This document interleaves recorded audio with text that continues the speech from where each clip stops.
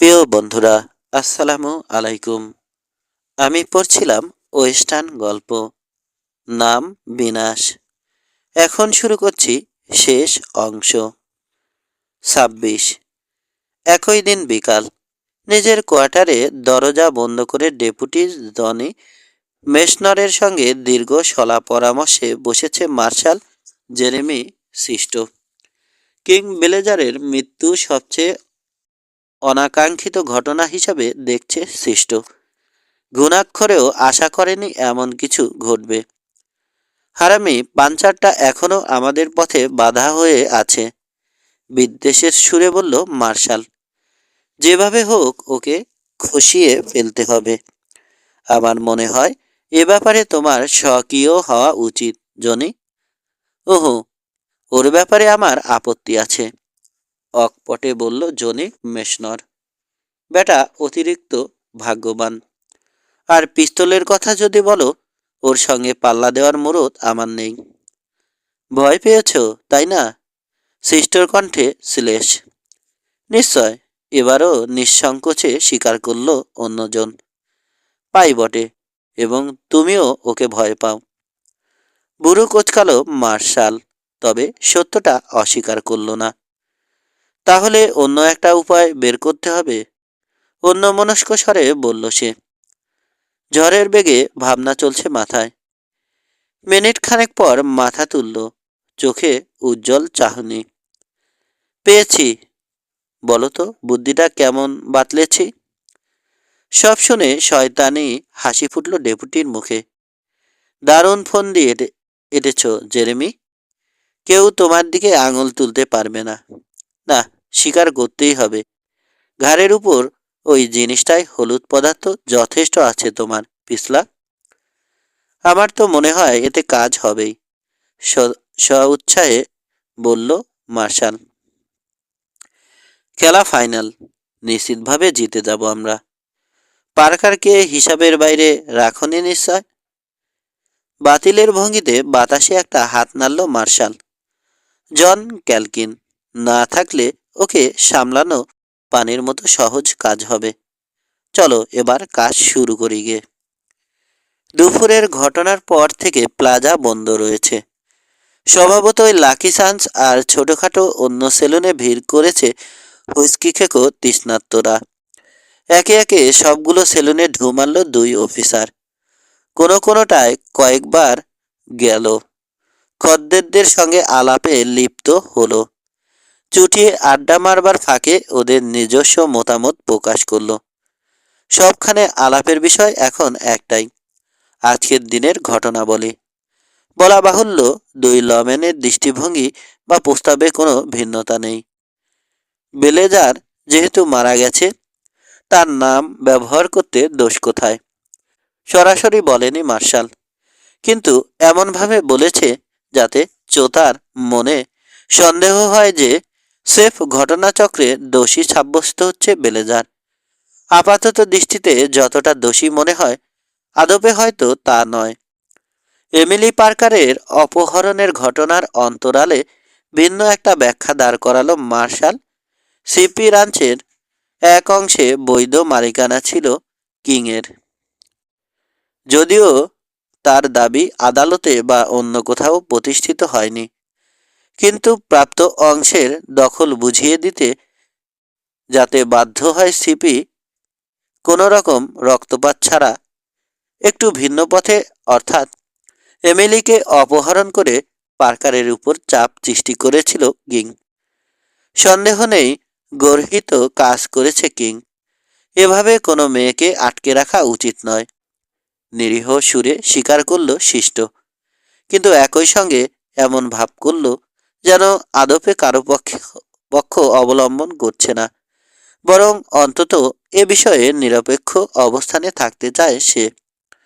কিন্তু সেজন্যে এভাবে সার্কেল বিকে এভাবে ঘুরিয়ে দিতে পারে না পার্কার।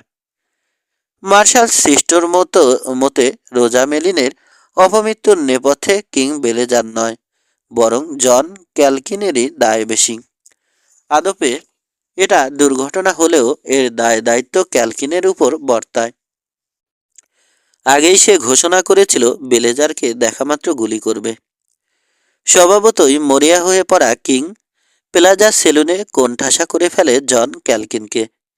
তারপর নিজের পছন্দের মেয়েকে, যাকে মনে মনে পূজা করত কিং, কথাটা বলবার সময় অবশ্য মনে মনে একচোট হেসে নিয়েছে মার্শাল। তাকেই ঘটনাচক্রে খুন করে ফেলায় হতাশ হয়ে পড়ে সে। সব অগ্রাহ্য করে পালিয়ে যায় উইন্ডি থেকে। পিছু নেয় ক্যালকিন। অপেক্ষাকৃত তাজা ও শক্তিশালী ঘোড়া থাকায় কিংকে ধরে ফেলে। তারপর কি ঘটল জানতে চাইল মার্শাল। নিজেই নিজের প্রশ্নের জবাব দিল। খুন হয়ে গেল কিং বেলেজার, যাকে সমস্ত কাউন্টিতে সবচেয়ে দুর্ধর্ষ বন্দুকবাজ হিসাবে চিনতাম আমরা। ওর টিপ কখনো ব্যর্থ হয়নি। ওই ডুয়েলের সাক্ষী নেই কেউ। সিভি ফোরম্যান যা বলেছে তাই বিশ্বাস করতে হচ্ছে, কারণ আসল ঘটনা কয়েক মিনিট পরে ঘটনাস্থলে পৌঁছেছে পাশে এবং গিয়ে দেখেছে মরে পড়ে আছে কিং।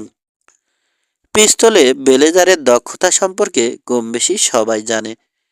ক্যালকিনও নিজের কারিশমা দেখিয়েছে, কিন্তু কথা হচ্ছে যেখানে কিংকে তিনটা বুলেট লাগিয়েছে, সে বিনিময়ে একটা আচরও কি ওর শরীরে লাগাতে পারেনি কিং? যে যাই বলুক, আমি অন্তত বিশ্বাস করতে পারছি না এত সহজে পটল তুলবে কিং। মরিয়া একজন লোক মরবার আগে মরণ কামড় দেয়। দেদার হুস্কির প্রভাবে মার্শালের কথা কারো কারো কাছে যৌক্তিক ঠেকল, অন্তত হেসে উড়িয়ে দেওয়ার মতো নয়। মাথা নেড়ে সায় জানালো কয়েকজন। নানা ধরনের মানুষ বাস করে এ শহরে। তাদের কারো কারো যে বেলেজারদের প্রতি সমীহ বা দুর্বলতা ছিল না তা বলা যাবে না। সার্কেল বীর দদণ্ড প্রতাপের প্রতি অনেকেরই নীরব সমর্থন ছিল। তাছাড়া উড়ে এসে জুড়ে বসার ধান্দায় থাকা বহিরাগতদেরও ভালো চোখে দেখে না কেউ। রাত বাড়তে থাকলো আর কথা চালাচালি চলতে লাগলো। মাঝরাতের সময় দেখা গেল বেশিরভাগ মানুষ এখন গত হয়ে যাওয়া সার্কেল বি মালিকের প্রতি সহানুভূতিশীল হয়ে পড়েছে এবং তার খুনির প্রতি বিতৃষা ও অসন্তোষ বোধ করছে। আলাপ আলোচনায় ক্রমে রং চলল আসল ঘটনায়। এক মুখ থেকে অন্য মুখ হয়ে প্রায় বদলে গেল মার্শালের ভাষ্য। একসময় দেখা গেল কেউ বলতেই পারছে না আদপে এ ধরনের আলাপ কে শুরু করেছিল, বা কিং বেলেজার সম্পর্কিত আনকোরা এসব তথ্য তাদের কে জুগিয়েছে। দুই লম্যানের কাজের ফলাফল পরদিন সকাল নাগাদ দেখা গেল। সাত সকালে সিপি রাঞ্চ হাউসের সামনে উদয় হলো এক তরুণ। বড়জোর 15 হয়েছে বয়স। মুখে বয়সন্ধির ফুটকি দাগ এখনো বিদায় নেয়নি। স্যারেলে অস্থির ভঙ্গিতে বসে আছে, অধৈর্য চাউনি চোখে। কোমরে পিস্তল রয়েছে ছেলেটার, কিন্তু গান বেল্ট বাঁধবার ভঙ্গি দেখে বোঝা যায় এখনো অভ্যস্ত হয়নি। কেউ আছো? জড়ানো আড়ষ্ট স্বরে হাঁক ছাড়ল তরুণ। মালিকের সঙ্গে দেখা করতে যাচ্ছিল জন, মাত্রই পড়ছে উঠে এসেছে। ডাক শুনে আগ্রহ নিয়ে তাকালো ছেলেটার দিকে। উসখুস করতে থাকা তরুণ বা তার হাড় জিরজিরে বুড়ো ঘোড়াটা নজর এড়ায়নি ওর। রাউন্ড আপের জন্য এখনো লোক নেওয়া শুরু করিনি আমরা, সান, মৃদুস্বরে বলল জন। বিভ্রান্ত দেখালো তরুণকে। আমি তো সেজন্যে আসিনি বল বলেও কথা ঘুরিয়ে নিল সে। তড়িঘড়ি করে বলল, তোমাকে নিয়ে যেতে মার্শাল পাঠিয়েছে আমাকে। নির্জলা আমোদ ফুটল জনের মুখে। আত্মসমর্পণের ভঙ্গিতে মাথার উপর দুহাত তুলল। প্রায় আতঙ্কের সুরে বলল, গুলি করে বসো না, আমি আপোষেই যাব। প্রতিশ্রুতি দিল ও। ডেপুটি হিসাবে বয়সটা একটু কমই হয়ে গেছে, তাই না কাল? তামাশা বাদ দাও তো, গম্ভীর স্বরে বলল তরুণ। তোবড়ানো হ্যাটটা ভালো করে মাথায় বসিয়ে দিল। তখনই বারান্দায় পা রাখল মাইক পার্কার। কিং বেলেজার আর মিসেস মেলিনের মৃত্যুর ব্যাপারে তদন্ত হবে। সিপি মালিকের ভুরু কুঁচকে উঠতে দেখে ব্যাখ্যা দিল তরুণ। কিংয়ের ব্যাপারে আমার কোনো দুঃখ নেই, কিন্তু মিসেস মেলিন সবসময় আমার সঙ্গে ভালো ব্যবহার করত। এমন চমৎকার মহিলা দেখা যায় না। বেশ তো সান, একসঙ্গে যাব আমরা। জনের অর্থপূর্ণ দৃষ্টি পড়তে অসুবিধা হলো না রানচারের। নাস্তা করেছ?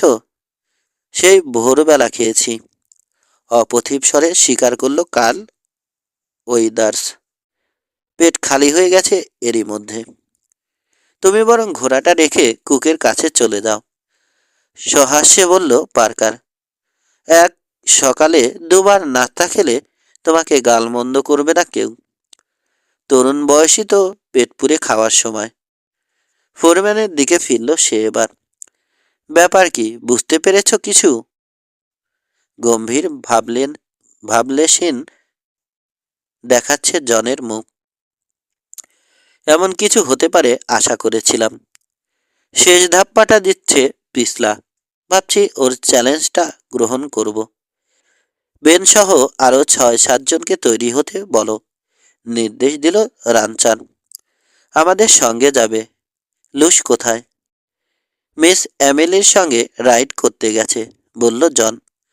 আশঙ্কা করছে এখনই বিস্ফোরিত হবে রানচান, কিন্তু তা ঘটল না। সেফ মাথা ঝাঁকালো পার্কার। মনে হয় ওকে ছাড়াই কাজ চালিয়ে নিতে পারবো আমরা। কি জানো জন, ছেলেটার ব্যাপারে প্রথম থেকে ভুল ধারণা করে বসেছিলাম। এর উল্টোটা যে ঘটতে পারে কখনো আমল দেয়নি। এটা রীতিমতো অন্যায় হয়েছে। অথচ কখনো কখনো লুস আমাকে জ্যাকের কথা মনে করিয়ে দিয়েছে। মনে মনে হাসল জন, তবে মুখে কিছু বলল না। এক্ষেত্রে চুপ করে থাকাই সমীচীন। উইন্ডিতে কোর্ট হাউস নেই। জন গুরুত্বপূর্ণ কোনো মিটিং হলে সেটা হয় লাকি চান্স সেলুনের লাগোয়া বিশাল এক কামরায়। কামরাটা আসলে তৈরি করা হয়েছিল ড্যান্স হলের কথা চিন্তা করে। শহরে ঢুকে উৎসুক মানুষের ভিড়, সেখানে আবিষ্কার করল সিপি রাঞ্চ থেকে আসা বাহিনী। বসবার জন্যে কয়েকটা বেঞ্চি আনা হয়েছে বটে, কিন্তু প্রয়োজনের তুলনায় সেগুলো অপর্যাপ্ত বলে প্রতীয়মান হয়েছে। বেশিরভাগ লোক দাঁড়িয়ে আছে। বার থেকে ধার করে আনা এক টেবিলে বসেছে মার্শাল জেরেমি সিস্টো, পাশে ডেপুটি জনি মেশনর।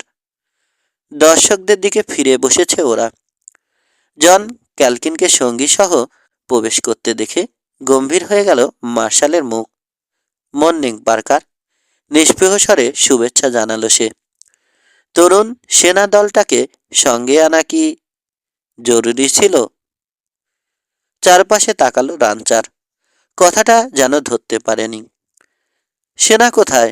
এখানে আসবার তোমার যতটা অধিকার আছে, ঠিক ততটাই রয়েছে আমার ছেলেদের। ওরা এলে সমস্যা কিসের বলো তো? না, কোনো সমস্যা নেই। সামান্য অধৈর্য শোনালো মার্শালের কণ্ঠ। শহরের দুজন সম্মানিত ও নামী মানুষের মৃত্যুর ব্যাপারে তদন্ত বা শুনানি অনুষ্ঠিত হচ্ছে, তাও বন্ধুত্বপূর্ণ পরিবেশে। এদের একজন ছিল জোচ্চোর এবং ডাকাত, টান টান স্বরে বলল পার্কার। মরা মানুষের ব্যাপারে এভাবে মন্তব্য করা ঠিক শোভনীয় নয় বোধ হয়, একই সুরে জবাব দিল মার্শাল। সত্যি কথা হচ্ছে, তথ্য প্রমাণ যা মিলেছে তাতে মনে হচ্ছে কিং বেলেজারকে আমরা যতটা খারাপ ভাবতাম আদপে তত খারাপ ছিল না সে। তাই? তাহলে নিশ্চয় অনেক নিকৃষ্ট ভাবতাম ওকে আমরা। যাকগে, তোমার ধোলাই কর্ম শুরু করো। দেখা যাক বেলেজারদের চরিত্র থেকে কতটা কালিমা মুছতে পারো।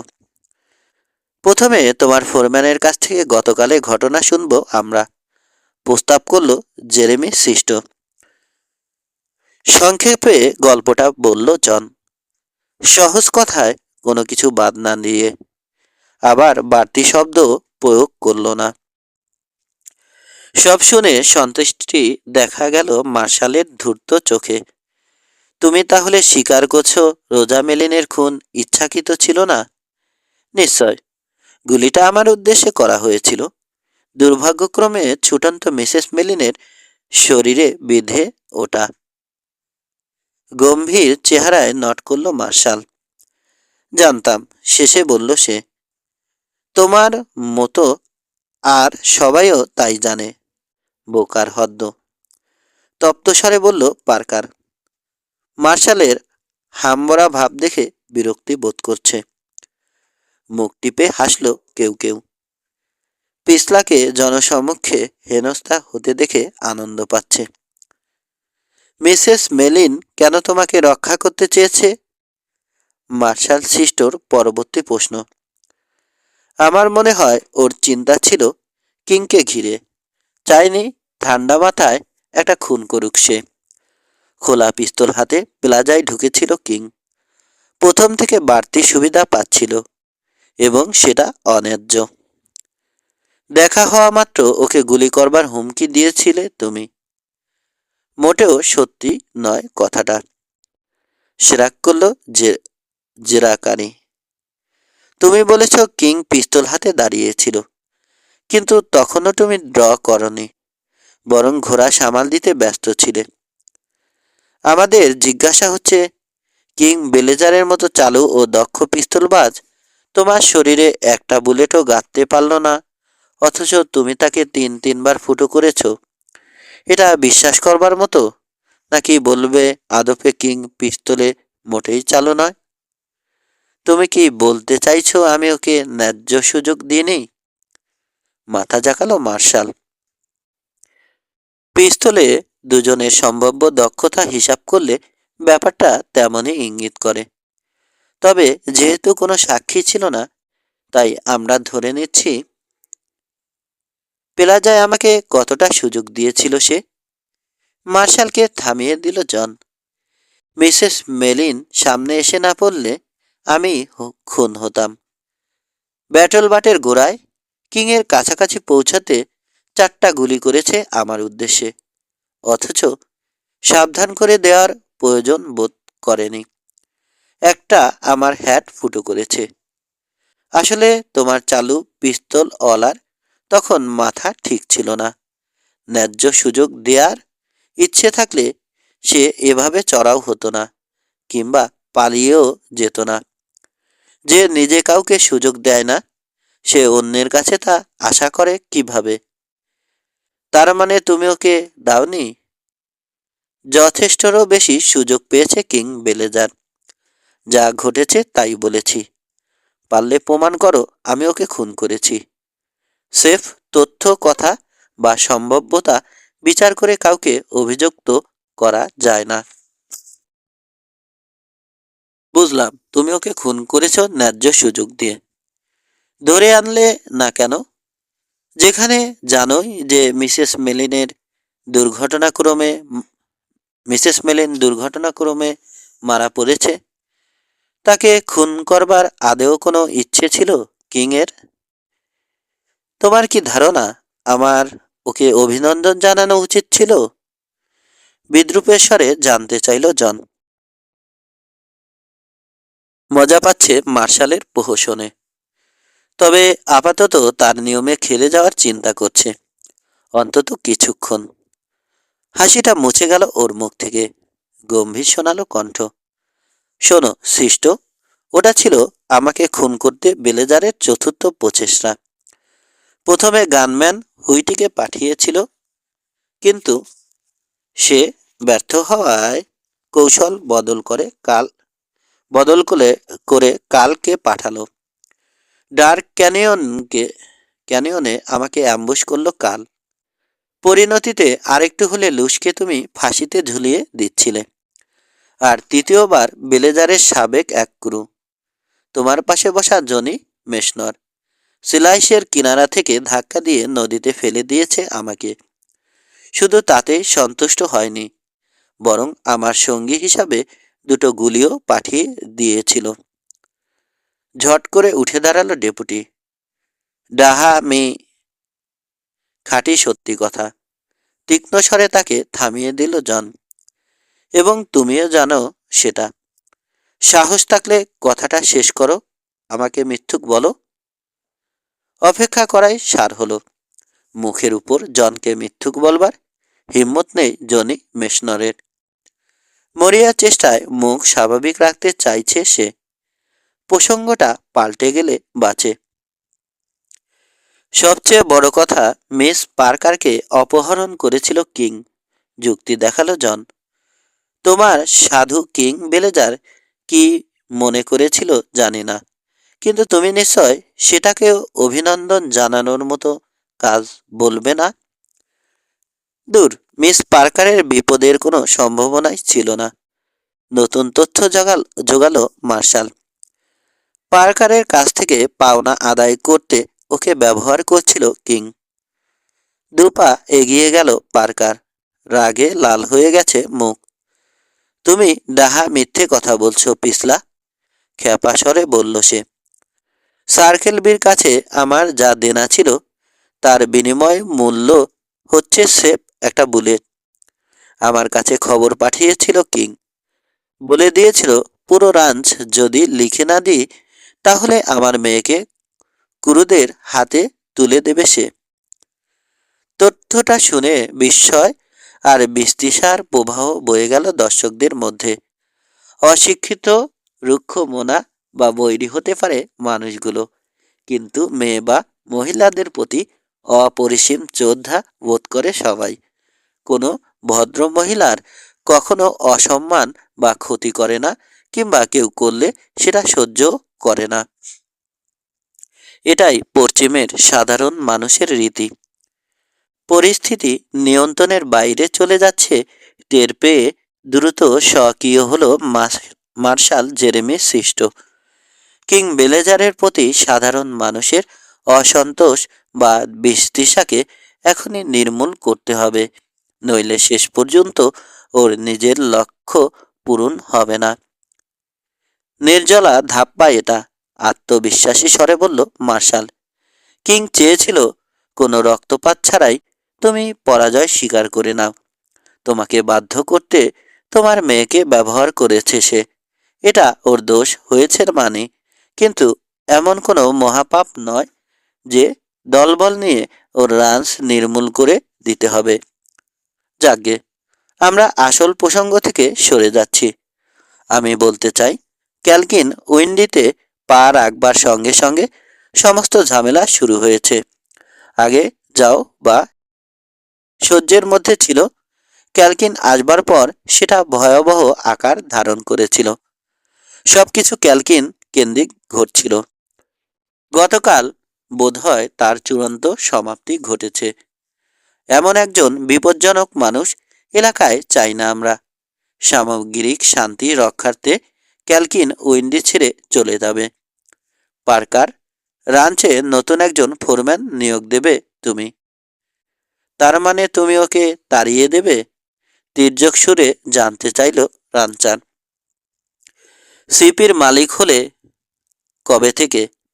আমার রাঞ্চে আমি যাকে খুশি রাখব, তাতে তোমার কি? উঠে দাঁড়ালো মার্শাল। ইঁদুরের মতো চোয়াল শক্ত হয়ে গেছে। ভিতরে ভিতরে খেপে গেলেও নিজেকে নিয়ন্ত্রণ করতে সচেষ্ট হলো। একদিন বেলেজাররা কর্তৃত্ব ফলিয়েছে এ শহরে, যা খুশি তাই করেছে। ওদের কথায় চলেছে শহর। এখন কি তুমি শুরু করবে? আমার মনে হয় না সাধারণ মানুষ সেটা মেনে নেবে। উপস্থিত দর্শকদের অসন্তোষজনিত হইচই জানিয়ে দিল ঠিক জায়গায় টোকা দিয়েছে সে। অসন্তোষের চোরা চোদ বইছে প্রায় সবার মধ্যে।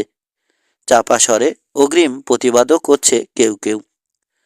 জন খেয়াল করেছে এ পরিবর্তন। বুঝলো আবারও সুকৌশলে কর্তৃত্বের দখল নিয়ে ফেলছে মার্শাল। ঘরে উপস্থিত মানুষগুলো একেবারে সহজ সরল, কোনো কিছু গভীরভাবে ভেবে দেখে না, কিংবা ঘটনার নেপথ্যের কারণ খুঁজতে যায় না। অল্পতে আবেগতাড়িত হয়, কিন্তু নিজেদের স্বাধীনতা বা অধিকার হারাতে রাজি নয়। উইন্ডি শহরে বেলেজারদের অপশাসনের পর এখন যেহেতু অবাধ স্বাধীনতা উপভোগ করবার সুযোগ এসেছে, পার্কারকে কর্তৃত্ব করবার মৌকা তারা দেবে না। যে কোনো সময়ে এরা সংগঠিত হয়ে যাবে, সিদ্ধান্ত নিয়ে ফেলবে এবং তারপর সিদ্ধান্তটা বাস্তবে পরিণত করবে। বহুদিন ধরে ক্ষুব্ধ ও অসন্তুষ্ট লোকজনকে কৌশলে উস্কে দিয়েছে ধূর্ত মার্শাল। মাইক পার্কারের দিকে নজর চালালো জন। রানচারের মুখ দেখে বোঝা যাচ্ছে সঙ্গে আরো লোক আনেনি বলে আফসোস করছে এখন। আদপে উইন্ডিতে বেলেজারদের মতো জোর জবরদস্তি চালানোর কোনো ইচ্ছে না থাকলেও পার্কার টের পাচ্ছে লোকজন ঠিক তেমন আশঙ্কাই করছে এবং যে কোনো মূল্যে তা ঠেকাবে। পরিস্থিতি পরিস্থিতি সংঘাতের দিকে মোড় নিতে পারে, অন্তত তাই মনে করছে জন। অজ্ঞাতা ভিন্ন পথ ধরল। এলাকা ছেড়ে চলে যাওয়ার জন্যে কতক্ষণ সময় দেবে আমাকে মার্শাল, জানতে চাইল। সিপি রানচাররা নিজেদের সিপি রানচাররা নিজেদের কানকে বিশ্বাস করতে পারছে না। জন বলছে কি? সুষম মুখটা অন্যায় একটা সিদ্ধান্ত ঘোষণা করলো আর তাতে রাজি হয়ে গেল জন। এদিকে উল্লাস চেপে রাখতে পারছে না মার্শাল। ভিতরে ভিতরে সন্তুষ্ট ও পুলকিত সে। এবার কায়দা করা গেছে। এত সহজ বিজয় ঘুণাক করেও আশা করেনি। যে ধাপ্পা আদৌ দেবে কিনা ভাবছিল, তাই ট্রাম্প কার্ড হিসাবে কাজ দেখিয়েছে। মনে মনে একচোট হেসে নিল সৃষ্ট। সূর্যাস্ত পর্যন্ত সময় পাবে তুমি। কণ্ঠকে যতটা সম্ভব নিরাবেগ রাখবার চেষ্টা চালালো ও। এরপর যদি তোমাকে শহর বা চৌহদ্দিতে দেখা যায়, আমার মনে হয় সেটা চিরস্থায়ী হয়ে যাওয়ার সম্ভাবনা রয়েছে। কেউ একজন হেসে উঠল কথাটা শুনে। কিছু বলতে মুখ খুলল বেন ব্লকার, কিন্তু ফোরম্যানের চোখে চোখ পড়তে নিজেকে নিবৃত্ত করে নিল। কামার টোবিন ওয়াকার এগিয়ে এলো কয়েক পা। কিছু বলবে বোধ হয়, কিন্তু জন মাথা নেড়ে নিষেধ করতে পিছিয়ে গেল সে। দেয়ালের সঙ্গে হেলান দিয়ে দাঁড়িয়ে আছে জন। বেল্টে দুহাতের দুই বুড়ো আঙুল গাঁথা। আয়েসি ভঙ্গিতে পুরো কামরার লোকজনকে দেখল। নিষ্পৃহ দেখাচ্ছে মুখ। তল্পিতল্পা গোটানোর নির্দেশ পেয়ে অখুশি হলেও সেটা দারুণ সাফল্যের সঙ্গে হজম করে ফেলেছে। এ মুহূর্তে সামনে বসা বা দাঁড়ানো অপেক্ষামান মানুষগুলোকে নীরবে দেখছেও। এদের অনেকেই বেপরোয়া বা কখনো কখনো হিংস্র হয়ে উঠতে পারে, কেউ বা অতিরিক্ত ঈর্ষাপরায়ণ, কিন্তু এখন প্রত্যেকের চোখে কৌতূহল। ক্যালকিনকে ওরা দেখে এসেছে কুশলী ও মারকুটে মানুষ হিসাবে। পিস্তলে যার দক্ষতা প্রশ্ন অতীত। সার্কেল বির সঙ্গে সিপির যুগব্যাপী লড়াইয়ের সমাপ্তিতে সবচেয়ে বড় ভূমিকা রেখেছে সে। জন না থাকলে মাইক পার্কার আজ বিজয়ী হতে পারত কিনা সন্দেহ। মার্শালের সঙ্গে যেখানে সংঘাতে জড়িয়ে পড়বার কথা, যাকে নিতান্ত অবজ্ঞা আর বিস্তৃষার সঙ্গে দেখে এসেছে ক্যালকিন, তার কথায় আপোষে শহর ছেড়ে যাবে, ব্যাপারটা বিস্ময়কর। শহরবাসীর অসীম আগ্রহ চলে যাওয়ার আগে কি করে সে, বিশেষ করে এখানে যতক্ষণ উপস্থিত আছে। পকেট থেকে তামাক আর কাগজ বের করে সময় নিয়ে সিগারেট রোল করল জন। ধরালো জ্বলন্ত দেয়াশালাইয়ের কাঠি মাটিতে ফেলে বুট দিয়ে চাপা দিল। তারপর সিধে হয়ে দাঁড়ালো, যেন একটা সিদ্ধান্তে পৌঁছেছে। যথেষ্ট সময় মার্শাল, নিরুত্তর স্বরে বলল জন। এ সময়ের মধ্যে যে কাজ নিয়ে এখানে এসেছি তা অনায়াসে শেষ করতে পারবো। ভেস্টের লেপেল সরিয়ে ভিতরে শার্টের পকেটে গাঁথা ধাতব একটা তারা দেখালো। এটা কি নিশ্চয় জানো সবাই? জানতে চাইল ও। জানে সবাই। বিস্ময়ে বিমুগ্ধ হয়ে গেছে বেশিরভাগ দর্শক। উইন্ডিতে কেন এসেছে একজন টেক্সাস রেঞ্জার? অভাবনীয় প্রতিক্রিয়া হয়েছে মার্শাল সিস্টোর। ভূত দেখবার মতো চমকে গেছে সে। জানে তার ক্ষমতার সীমিত গণ্ডির তুলনায় একজন রেঞ্জারের ক্ষমতা বা কর্তৃত্ব অনেক বেশি। মুখটা পাংশুর মতো হয়ে গেছে। চমক সামলে নিতে পারেনি এখনো। আদপে বিশ্বাসই করতে পারছে না। ক্যালকিনের কথায় মনোযোগ নেই তেমন। অন্য মনস্কভাবে শুনে যাচ্ছে ফোরম্যানের কথা। এখানে আসবার কারণ জানাচ্ছে সে। ভিলেজারদের কুকীর্তির খবর শত মাইল দূরে থাকা গভর্নরের কান পর্যন্ত পৌঁছে গিয়েছিল এবং তিনি নিজ থেকে অগ্রণী হয়ে জনকে রেঞ্জার হিসেবে নিয়োগ দিয়ে তদন্তে পাঠিয়েছেন। বলা বাহুল্য, ভিলেজারদের শায়েস্তা করবার অর্থাৎ উইন্ডি এবং এর চৌহদ্দিতে শান্তি প্রতিষ্ঠার নির্দেশও দেয়া হয়েছে ক্যালকিনকে। সব শুনবার পর স্বস্তি বোধ করল মার্শাল জেরেমি সিস্টো। বুক থেকে ভারী বোঝার মতো জগদ্দল পাথরটা নেমে গেছে। কি দুশ্চিন্তাই না করছিল এতক্ষণ। নিজের দায়িত্ব সাফল্যের সঙ্গে সম্পন্ন করেছে জন ক্যালকিন। ভিলেজারদের শায়েস্তা করা গেছে। ব্যাটল বাট গ্যাং নিশ্চিহ্ন হয়ে গেছে। সেক্ষেত্রে ক্যালকিনকে অত ভয়ের কিছু নেই আর। সে তো আমাকে ধরতে আসেনি, আনমনে ভাবল সৃষ্ট। প্রথমে আমার কাছে এসে পরিচয় দিলেই তো ল্যাঠা চুকে যেত। স্বরূপে আবির্ভূত হলো মার্শাল। চাপা অসন্তোষ প্রকাশ পেল কণ্ঠে। আমি তোমাকে সাহায্য করতে পারতাম। স্মিথ হাসল জন। তুমি আমাকে নিজের অজান্তেই সাহায্য করেছ, তবে সেজন্য তোমাকে ধন্যবাদ জানানো হয়নি। কাল বেলেজারের মাথায় যখন পিছন থেকে গুলি করলে, স্প্রিংয়ের মতো লাফ দিয়ে উঠে দাঁড়ালো মার্শাল। কি বলছো? কার্লের মাথায় আমি গুলি করব কেন? কখনই বা করলাম কাজটা? তোমার সঙ্গে কার্লের মারপিটের সময় সেলুনে ছিলাম আমি। বহু মানুষ দেখেছে। হ্যাঁ ছিলে, তবে কাল বেরিয়ে যাওয়ার আগেই সেলুন থেকে বেরিয়ে গেছ। শুধরে দিল জন। মার্শালের প্রতিবাদ গ্রাহ্য করল না। বেরিয়ে গিয়ে রেল থেকে আমার ঘোড়ার বাঁধন খুলে দিয়েছ যাতে ওটা দূরে সরে যায়। কে জানে, হয়তো ওটাকে কিছু দূর পর্যন্ত তাড়িয়েও দিয়ে থাকতে পারো। তোমার উদ্দেশ্য ছিল আমাকে দেরি করিয়ে দেয়া এবং সন্দেহটা আমার উপর চাপিয়ে দেয়া। আমি যখন সারা শহরে ঘোড়ার খোঁজে হয়রান, তুমি তখন নিশ্চিন্তে কাজ সেরেছ। কাঁচা কাজ মার্শাল। বাজে পেঁচাল পারছ, বিদ্রুপের স্বরে বলল সৃষ্ট। কালকে খুন করতে যাব কেন? যেখানে আমার বন্ধু ছিল সে। আর সেনও তোমার বন্ধু ছিল, তাই না? শীতল স্বরে জানতে চাইল জন। সার্কেল বির সঙ্গে সিপি ক্রুদের লড়াইয়ের সময় সেনকে গুলি করেছ, যখন সন্ধির জন্যে একটা পতাকা উড়ানো ছিল। ঘটনার অন্তত 20 জন সাক্ষী আছে। ওদেরকে কি মিথ্যুক বলবে? হইচই করে উঠল দর্শকরা। বিস্ময়ের পর বিস্ময় আসছে। হজম করতে সত্যি কষ্ট হচ্ছে তাদের।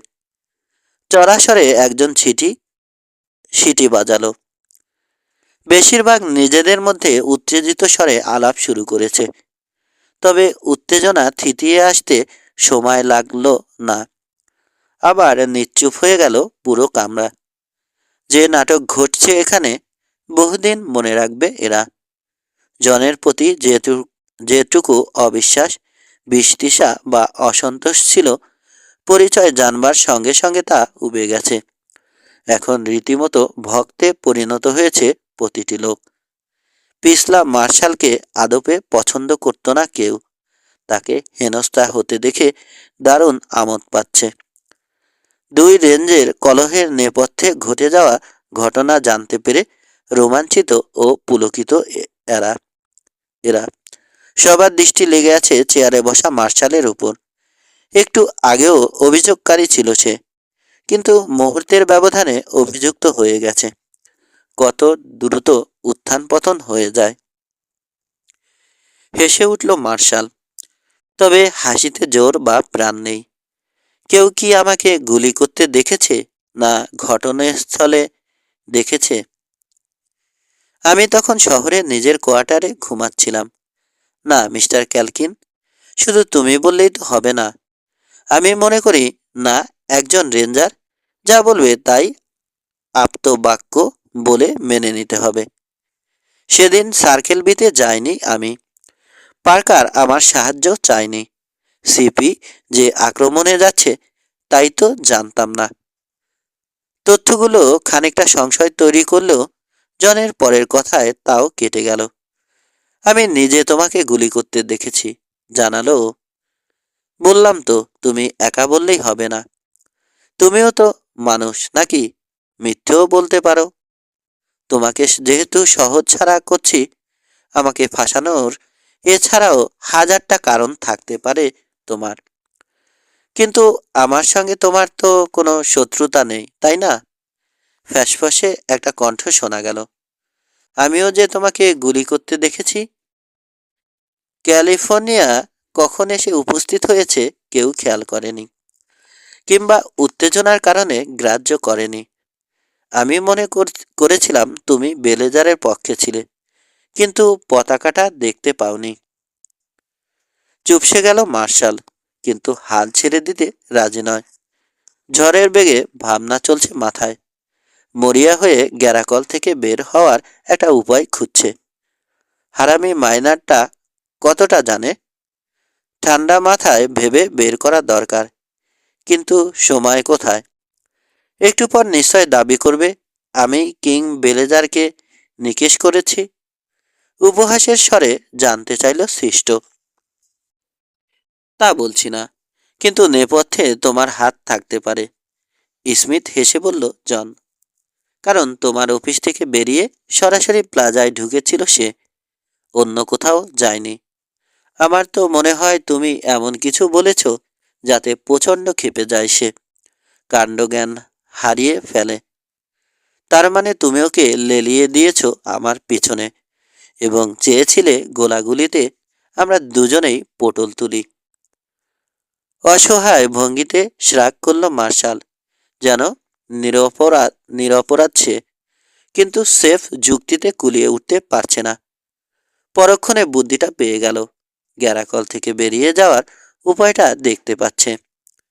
অধীর আগ্রহ নিয়ে তাকিয়ে থাকা দর্শকদের দিকে ফিরল সে। সম্মানিত শহরবাসী, আমার মনে হয় এসবের ব্যাখ্যা দিতে পারবো আমি, চালিয়াতি সুরে বলল। আত্মবিশ্বাসী হয়ে উঠেছে আবার। বেলেজারদের সঙ্গে বহুদিনের জানাশোনা থেকে জানতাম আদপে ওরা ভালো মানুষ নয়। বাটপার, ডাকাত, খুনে বা লুটেরা বললে কম বলা হয়। কিন্তু একটু আগেই তুমি ওদের বন্ধু বলে দাবি করেছ, মনে করিয়ে দিল জন। রহস্যময় একটা হাসি উপহার দিল মার্শাল। কারণ ওদেরকে তাই ভাবতে দিয়েছি আমি। ওদের সঙ্গে ভিড়ে গিয়ে সব কুকর্মের খবর জোগাড় করেছি। আইনের লোক সবসময় নিজের কথা ফাঁস করে না। তুমি নিজেই এর প্রকৃষ্ট উদাহরণ। আমিও তাই করেছি ক্যালকিন। দর্শকদের চোখে মুখে ফের বিস্ময় ফুটে উঠতে দেখে সৃষ্ট বুঝল কথাটা হালে পানি পেয়েছে। বেলেজারদের অপরাধের নানা তথ্য সংগ্রহ করছিলাম আমি। অপেক্ষায় ছিলাম যথেষ্ট প্রমাণ পেলে সুবিধামতো সময়ে ধরব ওদের। কারো কারো হয়তো এ পদ্ধতিটা পছন্দ হবে না, চুরি চামারির মতো কাজ মনে হবে। কিন্তু নেকড়ের সঙ্গে লাগতে গেলে নেকড়েকে কামড় দিতে দেওয়া যায় না। সবচেয়ে বড় কথা, আমি যদি সরাসরি বেলেজারদের বিরুদ্ধে লাগতে যেতাম, মার্শাল আর যাই হই, কতক্ষণ টিকতে পারতাম? হ্যাঁ, কাল আর সেনকে কায়দা করেছি আমি। সময় পেলে কিংকেও হয়তো ধরে ফেলতাম। যে যাই বলুক, আমি মনে করি উইন্ডিতে এ বছরই সবচেয়ে কার্যকরী সেবা দিতে পেরেছি। কারো পক্ষে এর চেয়ে বেশি দেয়া সম্ভব ছিল না। এই জন্যই মেশনরের কথাই ধরো না। ও কি সার্কেল বির হ্যান্ড ছিল না? কিন্তু গোপনে আমার সঙ্গে একাট্টা হয়েছে। বিশ্বাস না হলে ওকে জিজ্ঞেস করো। হতাশ ভঙ্গিতে আবারও কাঁধ উচালো সে। তারপর জনের দিকে ফিরল।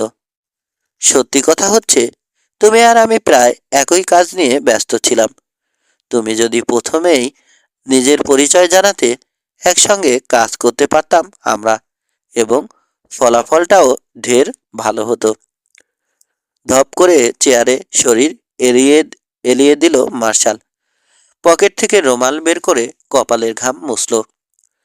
উত্তেজিত শীষ দিচ্ছে কিছু লোক। মার্শালের কথা আবারও ধন্দে ফেলে দিয়েছে তাদের। ক্ষণে ক্ষণে পরিস্থিতির নাটকীয় পরিবর্তন বিপুল আগ্রহ আর কৌতূহলের জন্ম দিয়েছে দর্শকদের মনে। একই সঙ্গে রোমাঞ্চ ও উত্তেজনাও অনুভব করছে সবাই। বাস্তবে দারুণ সাহসী একটা গল্প শুনিয়েছে মার্শাল। ঝুঁকিপূর্ণ হলেও কার্যকর ও গ্রহণযোগ্য ব্যাখ্যা দাঁড় করিয়েছে। বেলেজাররা যেহেতু শহরের জন্য হুমকি ছিল, তাদেরকে লড়াইয়ে জড়িয়ে পড়তে বাধ্য করেছে মার্শাল। পদ্ধতিটা হয়তো প্রশ্ন সাপেক্ষ, কিন্তু ক্ষমতার সর্বোচ্চ ব্যবহার বা অপরাধীকে গ্রেপ্তার করবার বদলে খুন করা প্রথম অফিসার শুধু সেই নয়, অমন ঘটনা আরও ঘটেছে।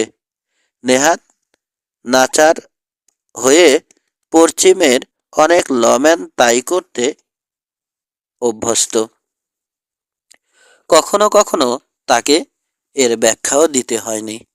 সে হিসাবে জেরেমি দুর্ভাগ্য সৃষ্টাকে সৃষ্টকে দুর্ভাগ্য বলতে হবে। বোকার হদ্দরা খাবে গল্পটা, অন্তত তাই মনে করছে সৃষ্ট। চম চমকে কাজ হবে। চমৎকৃত হওয়ার মতো গল্পই বলেছে। কিন্তু জন ক্যালকিনের দিকে তাকাতে অজান্তে শিউরে উঠল মার্শাল। আর যাই হোক, একে বোকা বানানো যাবে না। তার তীক্ষ্ণ চোখে স্পষ্ট যে কোনটা সম্ভব আর কোনটা অসম্ভব, স্পষ্ট অবিশ্বাস ও সন্দেহ ফুটে আছে চাউনিতে। জনের দীর্ঘ অথচ শীতল কণ্ঠে স্পষ্ট হয়ে গেল লড়াই এখনো শেষ হয়নি। সৃষ্ট, তুমি আসলে ডাহা মিথ্যুক। সম্ভবত তোমার হাড় মাংস মিথ্যে কথা বলতে পারে। দুটো খুনের কথা স্বীকার করেছ, অথচ একটু আগে অস্বীকার করতে চেয়েছিলে। যাকগে, ওই দুটো খুনের নেপথ্যে তোমার ব্যাসটাকে ঢাল হিসাবে ব্যবহার করছো এখন। কিন্তু আদপে তোমার চাকরির সঙ্গে তার সম্পর্ক নেই, এক ফোঁটাও নয়। পুরো ওয়েব বেলেজারের ক্ষেত্রে কি বলবে?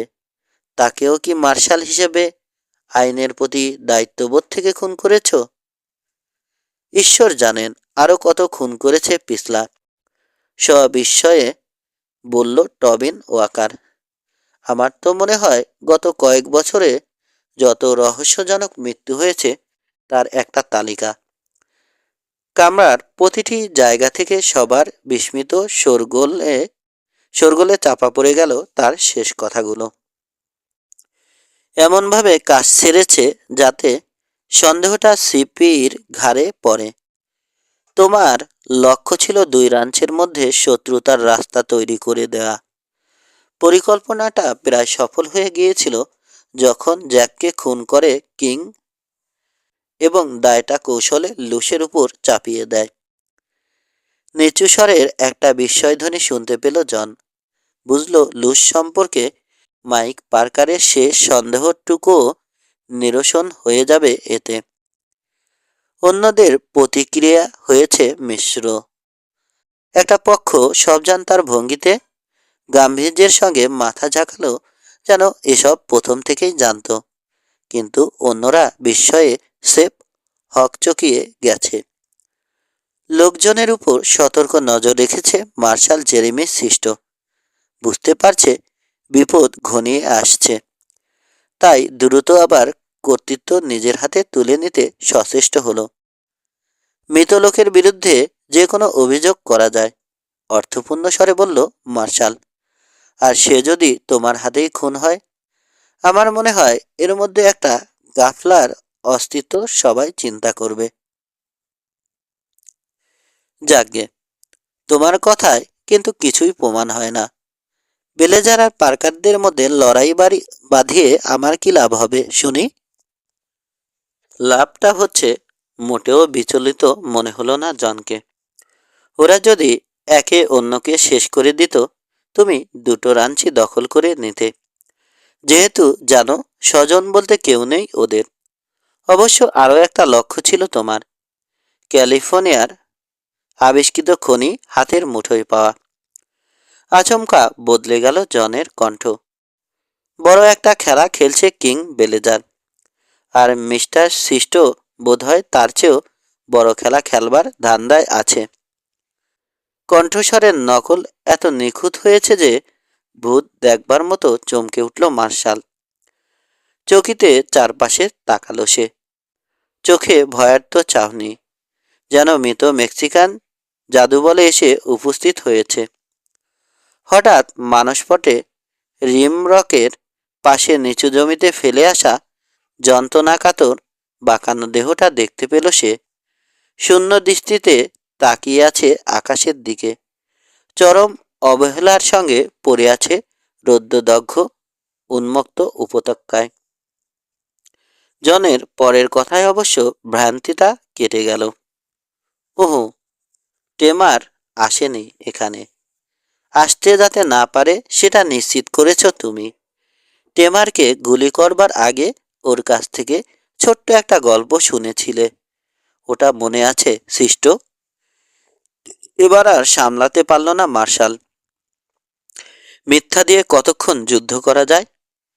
তেরেশমাতি দেখানোর উপায় নেই, বিশেষ করে প্রতিদ্বন্দ্বী যখন শেয়ানের চেয়েও এক কাঠি সরেস। আটঘাট বেঁধে এসেছে ক্যালকিন, কর্তৃত্ব রয়েছে তার। এমন একটা ব্যাজ বুকে আটা, যার প্রভাব কোনোভাবে অস্বীকার করবার উপায় নেই। হারামিটা আর কি কি জানে? একেবারে আকাশ থেকে হাজির হয়েছে উইন্ডিতে, আর এসেই সব কিছু ওলট পালট করে দিয়েছে। গত কয়েক বছরে যে দীর্ঘমেয়াদী পরিকল্পনা করেছে, একটু একটু করে এগিয়েছে অভীষ্ট লক্ষ্যের দিকে। কার্যত ক্যালকিন উইন্ডিতে আসবার পর সবই নিয়ন্ত্রণের বাইরে চলে গেছে। তাল মেলানোর সর্বাত্ম চেষ্টা করেছে সে। কখনো কখনো পরিস্থিতির নিয়ন্ত্রণ হাতেও পেয়েছিল সেফ ক্ষণিকের জন্যে, কিন্তু আদপে সফল কাম হয়নি, বরং সবই ব্যর্থতায় পর্যাবসিত হয়েছে। এখন বোঝা যাচ্ছে সুতোটা আসলে রহস্যময় রেঞ্জারের হাতেই ছিল, ঠিক সময়ে সুতো ধরে টান দিচ্ছে এখন, ভাবছে সৃষ্ট। কোনো একটা ফিকির করে বেরিয়ে যাওয়া যায় না? মাথায় আসছে না কিছু। আসলে চিন্তা ভাবনা গুলিয়ে গেছে। ক্রমে জাল ছোট করে আনছে ক্যালকিন। গলায় ফাঁস পড়ে যাবে একটু পর, ঠিক টের পাচ্ছে সে। এখনই যা করবার করতে হবে, কিন্তু বলবেটা কি? ভিতরে ভিতরে আতঙ্কে সিটিয়ে গেছে। শেষ পর্যন্ত যখন ভাষা খুঁজে পেল, নিজের কণ্ঠ অচেনা ঠেকল ওর কাছে। টেমার আমাকে খুন করতে চেয়েছিল। টিটকারির হাসি জনের মুখে। আর কত মিছে বলবে? তাতে কি লাভ হবে? তোমাকে খুন করবে কি? পিস্তল বের করবার সুযোগই পায়নি টেমার। রিমের উপর আমার সঙ্গে বেন ব্লকার ছিল। নিজ চোখে তোমার কাণ্ড কারখানা দেখেছি, তোমাদের সব কথা শুনেছি।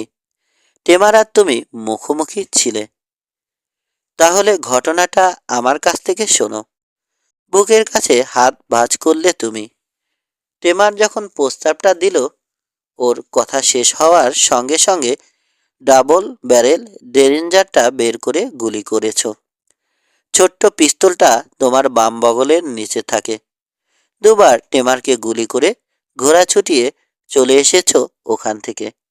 পরে রিম থেকে নেমে আমরা যখন টেমারের কাছে গেলাম, তখনও বেঁচে ছিল এবং মৃত্যুর আগে এই স্বীকারোক্তিতে স্বাক্ষর করে গেছে। পকেট থেকে একটা কাগজ বের করে সবাইকে দেখতে দিল জন। হাতে হাতে ঘুরতে লাগলো ওটা। যেই পড়ল কাগজটা, দৃষ্টি তুলে চেয়ারে বসা মার্শালকে দেখল। এদিকে মার্শালকে একেবারে বিধ্বস্ত দেখাচ্ছে। শরীর যেন খাটো হয়ে গেছে। জামা কাপড়গুলো ঢলঢলে দেখাচ্ছে। দুই চোখে প্রবল আতঙ্ক। বুঝে গেছে ভরাডুবি আসন্ন। কোনোভাবে পরিত্রাণ পাওয়ার উপায় নেই। লোকজনের থমথমে মুখ দেখে নিজের সম্ভাব্য পরিণতি অনুমান করতে পারছে। মানুষগুলোকে চেনে সে। দেখে এসেছে কয়েক বছর ধরে। অনেকের সঙ্গে ড্রিঙ্ক করেছে বা পোকার খেলেছে, কিন্তু এসবের কিছুই মনে রাখবে না কেউ। সেফ একটা গাছে ঝুলিয়ে দেবে ওকে, তারপর যার যার কাজে ফিরে যাবে। কখনো কখনো নিতান্ত তাচ্ছিল্য ও উপহাসের সঙ্গে ওর কুকর্মের কথা আলোচনা করবে। ব্যাস, একেবারে ভুলে যাবে। যমদূত যেন পাশে এসে দাঁড়িয়েছে। প্রবল আতঙ্ক বোধ করল জেরেমি সিস্ট। কিভাবে মারা যাবে ও? লোকজন যদি লিন্স করে ওকে, ফাঁসিতে চড়ানোর আগে যদি অত্যাচার করে। ক্ষুব্ধ, অসন্তুষ্ট ও ক্ষিপ্ত লোকজন কেমন হিংস্র হতে পারে জানে। কতক্ষণ টিকবে এদের তাণ্ডবে? হয়তো সেফ ছিঁড়ে খুঁড়ে ফেলবে ওকে। প্রাণের মায়ায় পড়ে গেল মার্শাল। বিশেষ করে উন্মাত্ত মবের হাতে পড়তে চায় না। কর্কশ অস্বাভাবিক কণ্ঠে শেষ ইচ্ছের কথা জানালো সে। ক্যালকিন, তুমি একজন ল অফিসার। কাউন্টি সিটে আমাকে নিয়ে যাবে তুমি। এটাই ওর একমাত্র উপায়, একমাত্র সম্ভাবনা। কাউন্টি সিট এখান থেকে কয়েক সপ্তাহের দূরত্বে। যাওয়ার পথে সুযোগ হতে পারে পালানোর। যদি তাও না পায়, দক্ষ আইনজ্ঞ নিয়োগ দিতে পারবে যে প্রখর বুদ্ধি আর যুক্তি খাটিয়ে ওর পক্ষে যথেষ্ট অজুহাত খাড়া করতে পারবে। ট্রায়াল দেরি করিয়ে দিতে সক্ষম হবে। সময়ক্ষেপণের ফাঁকে অপরাধের প্রমাণ বা আলামত নিশ্চিহ্ন হয়ে যেতে পারে। হয়তো আইনের ফাঁকফোকর গলে লঘুদণ্ড জুটবে। এখন যা অবস্থা, যমদূতের উপস্থিতি টের পাচ্ছে পাশে। সেখানে কাউন্টি সিটে যদি দোষীও সাব্যস্ত হয় এবং আদালতের বিচারিক কার্য সম্পাদনে জটিলতা বা দীর্ঘসূত্রিতার ফলে বাড়তি কয়েকটা দিন হোক না কয়েক সপ্তাহ পাওয়া গেলে মন্দ কি? সেফ দুটো দিনও অমূল্য মনে হচ্ছে। সন্দিগ্ধ ও শঙ্কিত দৃষ্টিতে মানুষটির দিকে তাকালো জেরেমি সিস্ট, যার হাতে এখন ওর নিয়তি বা ভাগ্য পুরোপুরি নির্ভর করছে। টেক্সাস রেঞ্জারের মুখে পাথুরে নির্লিপ্ততা, চোখে ঠান্ডা ও ভাবলেশীন চাহনি। লুসকে যখন সবাই মিলে ফাঁসিতে চড়াতে যাচ্ছিল, তখন কিন্তু কাউন্টি সিটের কথা তোমার মুখে শুনিনি, নিষ্প্রিয় স্বরে বলল জন। মার্শাল বুঝে গেল ওর বিচারের রায় ঘোষণা হয়ে গেছে। এখানে আসবার সময় গভর্নর আমাকে যথেষ্ট ক্ষমতা প্রদান করেছেন। ক্ষণিকের জন্যে থামল জন ক্যালকিন। মনে মনে কথা গুছিয়ে নিল।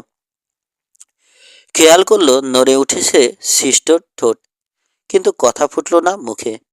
দৃষ্টি সরিয়ে উৎসুক দর্শকদের দেখল জন। ফের যখন কথা বলল, সেটা তাদের স্থবির ও স্তম্ভিত মস্তিষ্কে হাতুড়ির আঘাতের মতো পড়ল যেন। যেহেতু এরাই তোমাকে মার্শাল বানিয়েছে সিস্ট, তাই এসব মানুষই তোমার বিচার করবে। শূন্য বারের ওপাশে চলে গেল জন। সিস্টোর কাকুতি ভরা কণ্ঠ শুনতে পেলেও গ্রাহ্য করল না। মানুষটাকে বিলকুল পড়তে পারছে ও। জমের ভয়ে সিটিয়ে গেছে। প্রায় পায়ে পড়ে প্রাণ ভিক্ষা চাইছে, যা তার প্রাপ্য নয়। মুহূর্তের জন্যে দ্বিধায় পড়ে গেল জন। খানিকটা করুণা যে হলো না তা নয়।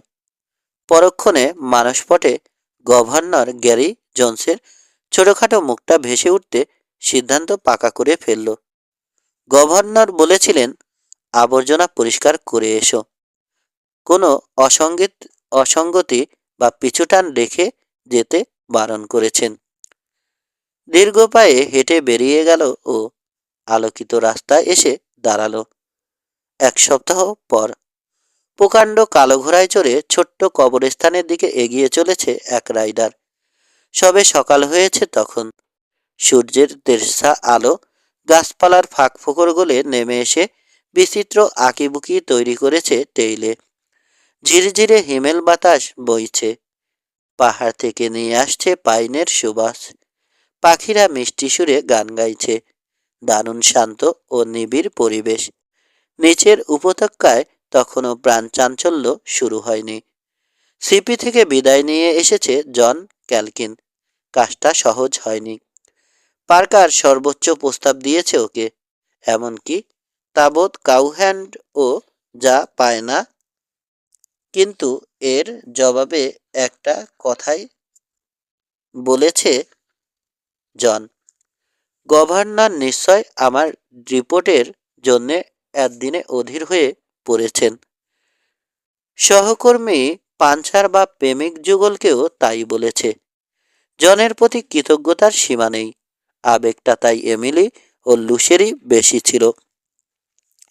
কিন্তু বিষণ্ণ মনে একসময় বিদায় দিতে বাধ্য হয়েছে ওরা। তবে বেন ব্লকারকে ভিন্ন কথা বলেছে জন।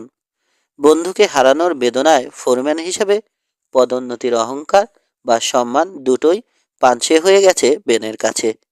তাকে বলেছে কাজ আছে ওর, আরেক জায়গায় যেতে হবে। কয়েকজন দাগী দুর্বৃত্তকে খুঁজে বের করতে হবে। উত্তরে প্রবল বিস্তৃষা প্রকাশ করেছে সাবেক সেগুন্ড। ধেৎ জন, তুমি আসলে ভুয়া একটা অজুহাত দেখাচ্ছ। আমার মনে হয় না আদপে ওদের কখনো খুঁজে পাবে। হ্যাঁ, ওরা আমার কাছে আসবে মনে করে অপেক্ষায় থাকলে কখনোই খুঁজে পাবো না, একমত হয়েছিল জন। সত্যি কথা হচ্ছে এখনো কোথাও থামবার সময় নেই আমার, বরং চলবার মধ্যে থাকতে হবে। জন এ মুহূর্তে যা করছে জানতে পারলে অবশ্য খুবই বিস্মিত হতো ব্লোকার। সদ্য তৈরি এক কবরের পাশে এসে দাঁড়িয়েছে ও। ঝুঁকে আজলা ভরে তুলে আনা বাহারি ফুলগুলো কবরের উপর ছড়িয়ে দিল। ওগুলো আনতে টেইল ছেড়ে খানিকটা দূরেই যেতে হয়েছিল ওকে। এখন যে জন ক্যালকিনকে দেখা যাচ্ছে তাকে বেন চেনে না বললে চলে। কঠিন মনা সহকর্মীদের উপর অনায়াস কর্তৃত্ব ফলানো বা শত্রুর সঙ্গে দাপট দেখানো মানুষটার মুখের সেই কাঠিন্য নেই। চোখে নেই ইস্পাতের মতো দীর্ঘতা ও নির্লিপ্ত শীতলতা। মুখটা বিষণ্ণ হয়ে গেছে, চোখ আর্দ্র ও কোমল। ফুল পছন্দ করতে তুমি, বিড়বিড় করে বলল জন। আমি এখানে থাকবো না, তবে মিস পার্কার কথা দিয়েছে। সামান্য বিরতির পর বলল, তোমার বদলে গুলিটা আমার গায়ে লাগলেই বোধহয় ভালো হতো। উঠে দাঁড়ালো ও হ্যাট হাতে হ্যাট দৃষ্টি নামিয়ে তাকালো আন্তরিক ও হাসিখুশি মেয়েটির কবরের দিকে, যে ওর জন্যে নিজের প্রাণ বিসর্জন দিয়েছে। কিসের তাগিদ বা তাড়নায় বুনো এ পশ্চিমে এসেছিল মেয়েটি? দুর্ভাগ্য না অ্যাডভেঞ্চারের নেশা? দ্বিতীয়টি হতে পারে। যেহেতু স্প্যানিশদের রক্তে নেশাটা সবসময়ই থাকে। নাকি নাগরিক জীবনের কৌশলতা ও একঘেয়েমিতে বিস্তৃত হয়ে, কে জানে। আসল কারণটা কখনোই জানতে পারবে না। জীবনে বোধহয় বহু তিক্ত অভিজ্ঞতা হয়েছে তোমার ম্যাম, ফিসফিস করে বলল জন। কে জানে, মৃত্যুতে হয়তো এসব থেকে চিরদিনের জন্যে নিষ্কৃতি পেয়েছ। ঘুরে দাঁড়িয়ে ঘোড়ার কাছে চলে এলো জন, স্যাডলে চাপল। কিছুক্ষণ পর টেইল বদল করল ও সম্পূর্ণ অচেনা এক অঞ্চলের উদ্দেশ্যে যাত্রা করল। সমাপ্ত।